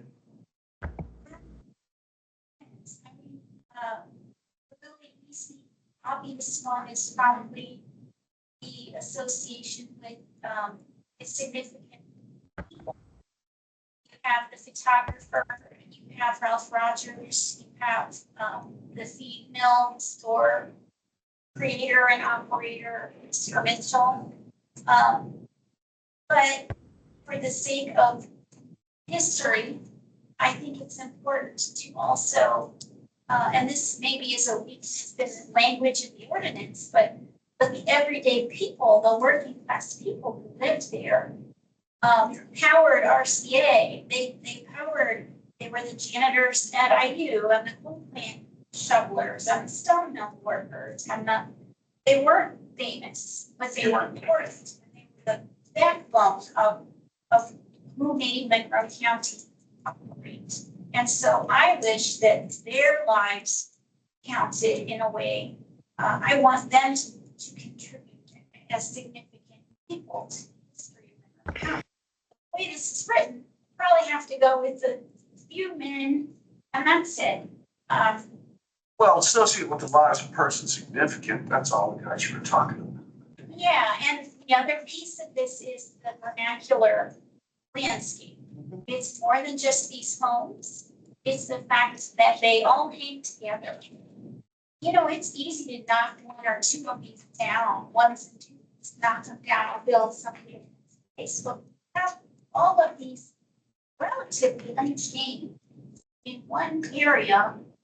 It's special. And that's why this is such an unusual application. And it's why I think the state agrees. Like, there's not a lot of this left. Let's make a note of it. You don't have to pick one, right? We can do multiple. So you can pick multiple, yes. Yeah, so certainly number 2 in terms of Charles Shaw.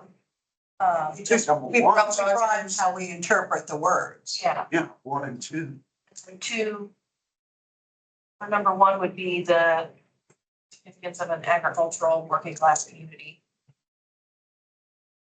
But if you all think that other words and other entities will respond better to one of these than another, you know, I defer to your expertise. We can pick multiple. Yeah, part of our job is to help broaden that understanding that other entities may not have.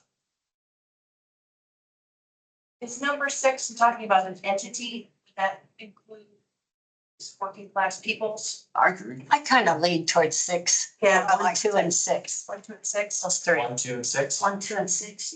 Is that a friendly amendment to the motion? I beg your pardon? Is that a friendly amendment to the motion? Yes. I second that friendly. Thank you. Do you accept that friendly amendment? Okay. All right. There's a motion and a second to forward the Sunset Hill HP overlay rezone to the Plan Commission with a positive recommendation, citing chapter 810-3 criteria 1, 2, and 6. I will now take roll call. Debbie Reed, Yes. Doug Wilson, Yes. Evan Blankenship, Yes. Don Maxwell, Yes. Susan Snyder Salmon, Yes. Hollywood Surgeon, Yes. Don Hall. Yes. Motion passes 7-0. Congratulations. Good job. Nicely done. A lot of work. All right. I'll be in touch with you about next steps for the Plan Commission meeting. That will be September 26th. Thank you. The 26th. The 26th is a Thursday. Okay.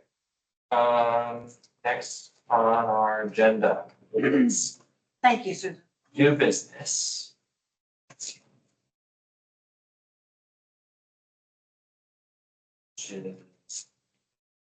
Popping down to the flood zones of Romet's Creek, are we? All right. This is a section 106 letter I received last week. It is the Baby Creek Road, Monroe County Bridge 629. So this is part of the 106 review. Proposed undertaking is located within Benton Township as shown on the Unionville, Indiana USGS topographical quadrangle. Project area is at the intersection of North Brummels Creek Road and Baby Creek Road. It encompasses approximately 3.24 acres along Baby Creek Road and North Brummels Creek Road. Project area will extend approximately 675 feet along Baby Creek Road and 450 feet along North Brummels Creek Road. Total project area can be viewed online following this link. The purpose of the project is to provide a structurally and hydraulically adequate bridge with an overall condition rating of at least 7 out of 9. This roadway consists of 2 8-foot wide travel lanes with no usable shoulders on Brummels Creek Road.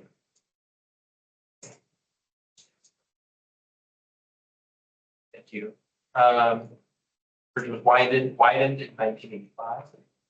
The proposed work will include the removal of the existing bridge and its replacement with a new structure located approximately 65 feet south downstream. The new bridge will be 66 feet by 20 and 7.75 inches by 28 feet 6 inches.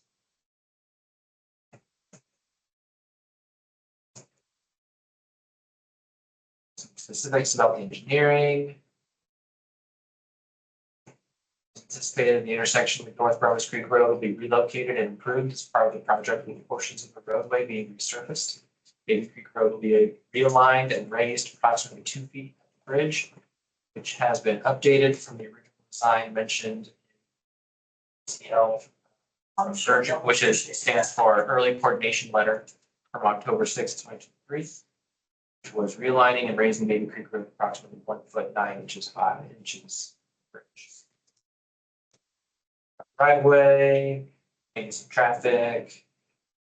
Cultural Resource Analysts Incorporated, or CRA, who's under contract with NDOT to advance the Section 106 documentation for the reference project. EGISB, August and Neff will be completing environmental documentation.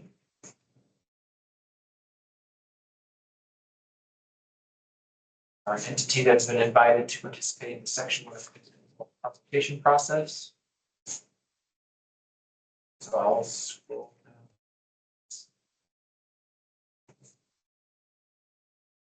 That's about the area, potential effects.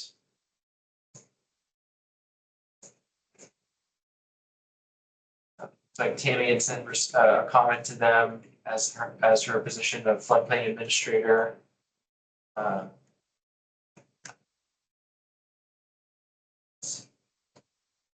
State office responded with comments.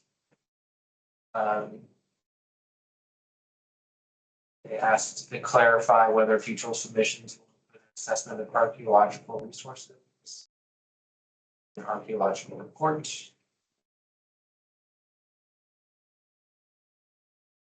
An early coordination letter, the Miami Tribe of Oklahoma responded. They offered no objection to the above referenced project at this time. So reiterated enduring relationship with historic lands and cultural property in Indiana and remains or Native American cultural items are located. They require immediate consultation. So summary. I'll scroll down to the apps. We are in Bethel Township.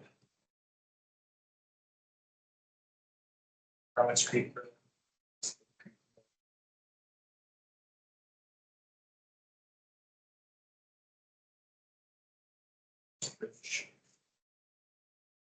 I have the feeling that we've seen this. This is different. It's just a different location. Okay, it's one of the many that have been underwater forever because of Monroe Lake. They provided a lengthy report here. So the map resources. This report, this letter and this report seem extraordinarily well-researched and documented. Differently so than most that I've seen. Anybody else feel that way? I think it's extraordinary. I appreciate the forward thinking and the list of references. Can we certainly let this person know that, thank you, well done. Yeah, they better replace it or they're gonna end up, driving off the road. Yeah, I like that they include paragraphs from Yes. comments from the other interested parties. Yes. That's the first. And the references and the forward thinking of not yet 50 years old, but soon will be. And I totally appreciate that perspective.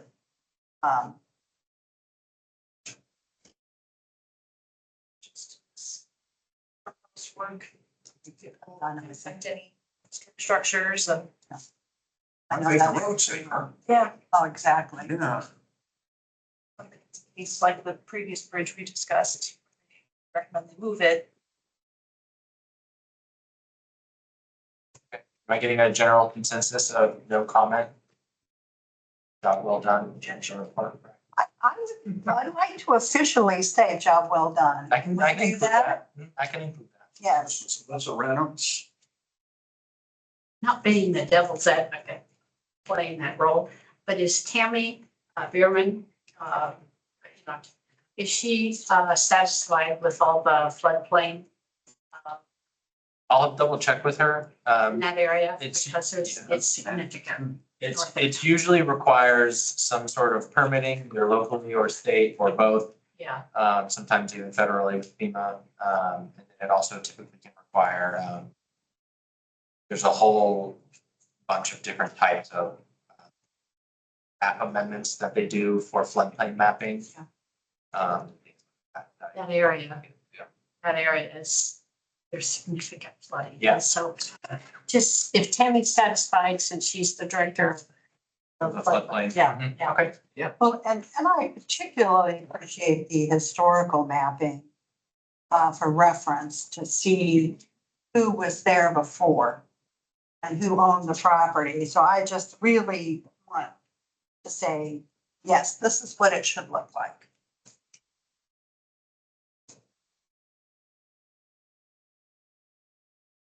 I didn't know the Youngs had property down there, and that was new for me.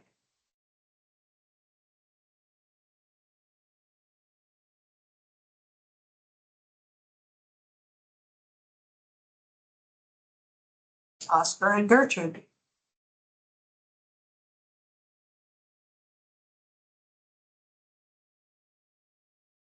So what happens if we say, go ahead? You don't need anything more? We don't hear anything more? I don't hear anything else. Most likely. Okay. Well, I'm all for that. Okay. I move that we have no comment other than job well done. Okay. Sure. Okay. All right, motion and second. To provide no comment and to commend the author's report writing in this section 106 letter. For Baby Creek Road, Monroe County Bridge 620. Doug Wilson, Yes. Devin Blankenship, Yes. Don Maxwell, Yes. Susan Tyler Salmon, Yes. Holly Resurgent, Yes. Don Hall, Yes. Debbie Reed. Yes. Okay, motion passes. Okay, last on our agenda is work plan. Page 253. You should have seen my face when I printed this. I know I Look, you have to look. You gotta look before you leave. Guess what I brought? That is I a know lot it.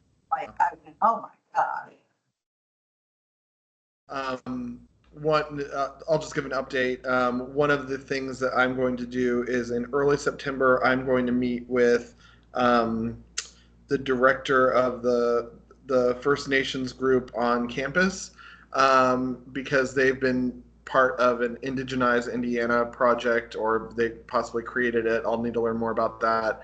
But they're essentially the entity on campus that has been just promoting general awareness of Native American history overall, but then also specific to our area. They a couple years ago, they produced shirts that said Indiana University in the 3 different major, or actually more than that. I think it's all the statewide, since there's campuses statewide, all the Native American languages statewide. And I just want to get some perspective from them as far as some of those resources. I know this particular thing we just looked at mentioned the Miami tribe. But as we're talking about things like the CDO and things like that, what some of the wording we might be able to use to encourage, in future work, making sure that we're able to recognize and acknowledge early people of the area, beyond just the settler families and their descendants, because I know that's most of the information we have. So that's an outreach that I'm going to do in early September.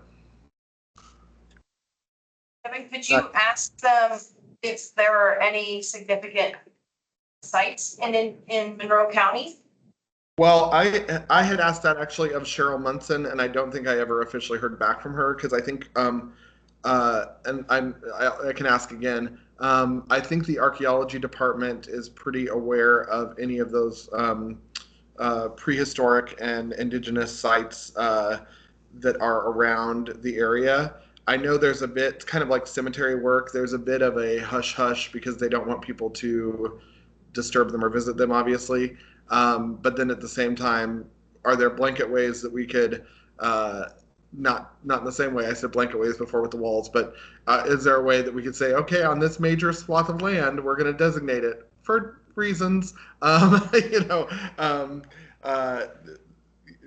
I'll check again with Cheryl Munson, because she's, to my knowledge, one of our sort of in-house experts on Native American settlements and prehistory of Indiana. I know there's an archaeological site that's on the National Register, and its address is restricted, but I guess there's 2. Yeah, maybe when we get to the CDO meetings, we can talk about adding those. I know Cheryl knows, I mean, she's worked those 2 sites. Related to the property owner letter, mentioned the Millison Smith house is up for sale, so another good reason to send that letter out, because the future owner might not know. I was so surprised. I was really surprised. I don't know that. 544-9. Well, it's out of my. I'm sorry, what's for sale? The Milas house, Griffey, it limestone. overlooks Griffey Lake. Oh, I thought that couple was entrenched for life. It's beautiful inside and out. I was really, whoever gets it, I hope they appreciate it. It's really neat. Can we proactively send something to the realtor to make sure that information is passed on? Owners know when they buy a property that there's an issue. I mean, how do they know? It should be in the title work, but It should be in the deed, but yeah. I think it specifies. They're looking.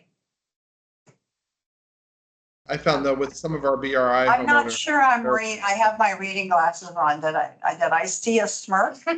Well, I, being in my position, strongly recommend anyone contact their local planning department or during purchasing a home to make sure that all facts are straight.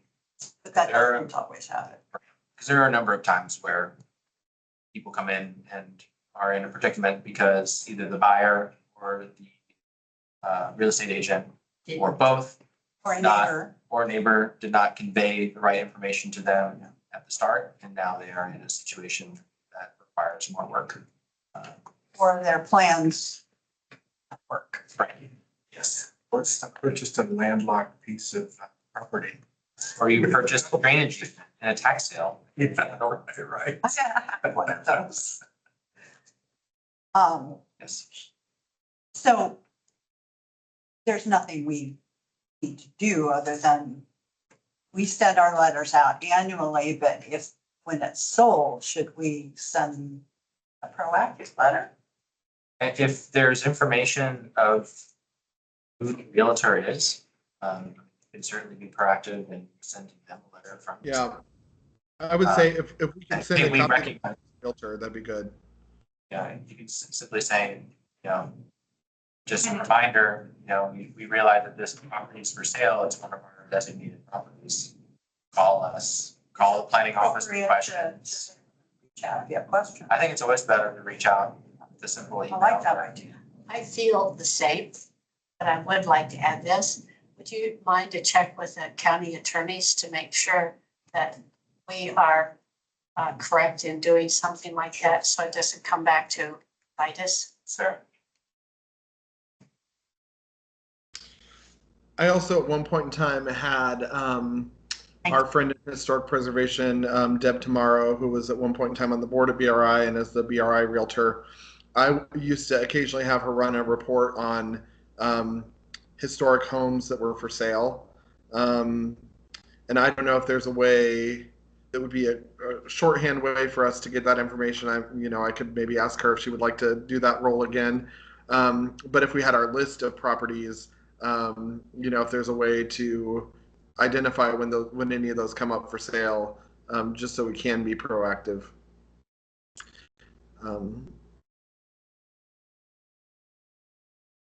But yeah. And also that makes me feel a little bit more strongly about the filling in the gaps on the fact that they're a property that's not designated county level. The fact that they are selling it. So it's kind of like, well, maybe it'd be a good idea for it to be at the county level. So. On that note of properties being up for sale, I did get a reach out from the new owners, or I guess, I don't know how recently, of Beaumont House on State Road 48. They have some work that they're going to want to do on the property, so we might see a certificate of appropriateness come through soon for them. So I'll be contacting them, discussing things. Yeah, I made sure as soon as they announced their purchase of the property, I said, well, I said it in a very friendly, nice way. I'm not going to be able to say it as joyfully right now as I probably did in the first moment, but I said, please contact your friends in Historic Preservation, Bloomington Restorations, and the Monroe County Historic Preservation Board of Review for any questions or guidance that you want relating to the property.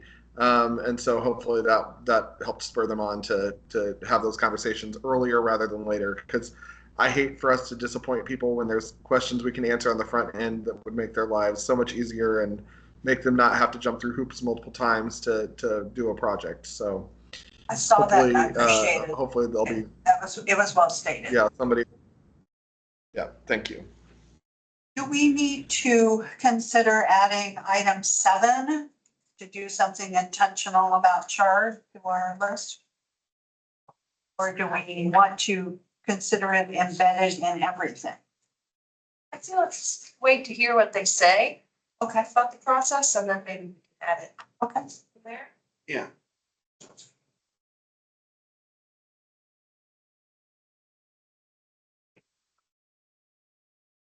We've got a lot of new stuff that's coming up. Yeah. It's 50 years old. I mean, there's some stuff at Lake Lemon that's quite extraordinary. So let's. I think, and I'll share this article. 50 years old. I'll share an article that I saw the other day that was, I think, NPR, talking about brutalism, because people love to hate brutalism. And I think one of the challenges that we're up against, not only, with the general public, but also internally, this is an internal issue that we always need to consider.